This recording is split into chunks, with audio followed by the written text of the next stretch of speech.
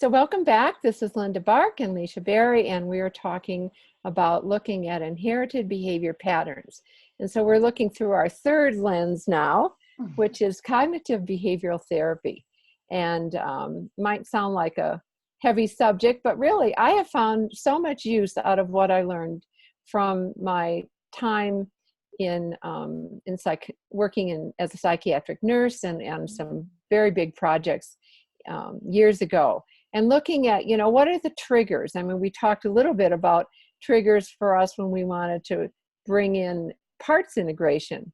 But for me, looking at how these patterns, what's the trigger, what happens, what's the behavior, and what's the reward? And looking at these things, really getting a magnifying glass out and looking at these patterns has proven to be very successful in changing them. So the first thing that's really helpful in looking at behavior patterns is what's really happening. What's the old behavior? I mean, one of the things I love to talk about behavior patterns in and of themselves is that it takes it out of, someone saying, well, this is who I am, or this is my personality. And if I can frame it in a way of looking at, oh, that's a pattern or a habit, it really lightens things up. People go, oh, I could change, I could have a V8, I could change this. It's a really wonderful reframe. So to look at maybe someone's procrastinates and maybe their family procrastinated, but I don't have to go back into that. I can really, as a coach, look at, okay, what's the behavior now? What actually happens step by step. And then I can call that the old behavior. And then I can say, what do you want the new behavior to be? And it's like, oh my gosh, I could have a new behavior. Well, what's that like? And so we have some tools that we'll be sharing in the course that are very somatically oriented as well. Because Licia, you were talking about getting things in your body. And I think that brings a whole different level of understanding, of shifting energy to really pull that the body, mind, spirit piece together. Well, and I have found that having experienced, cognitive behavioral therapy, that it was very useful for my intellect.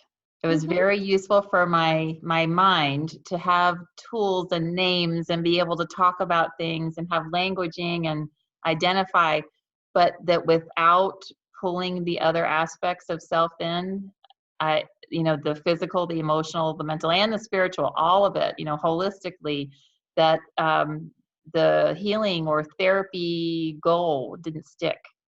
It wasn't as quickly integrated, into my being unless it hit all those four levels: physical, emotional, mental, spiritual. So I love that we're actually going to be bringing in, doing somatic tools with the behavioral approach. I don't want to waste time doing anything else anymore. I really want to do all of those areas. Now, in terms of inherited behavior patterns through this lens of the cognitive behavioral psychology, how does that work? If someone said, well, how do I inherit behavior patterns, and then how do we look at that through the cognitive?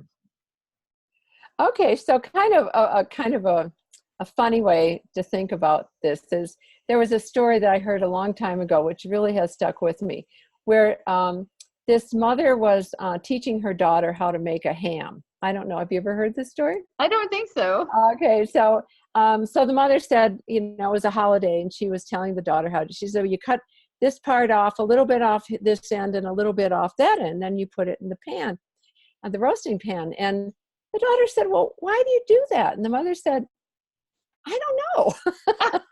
She said, I don't really know. So she called up her mother and she said, why do I do that? And she said, well, I used to do that because the roasting pan was too small for the ham. That's fantastic. So, I mean, that's a very light kind of thing that happens, but, it just got passed down and no one really said, well, why are we doing this? Why do we want to think this way? how do we want to hold this in a different way? I And love that. I love that story so much because it just totally illustrates how the idea that I'm behaving in a certain way. Well, that's just who I am. That's just yeah, how I am. That's the way my family was.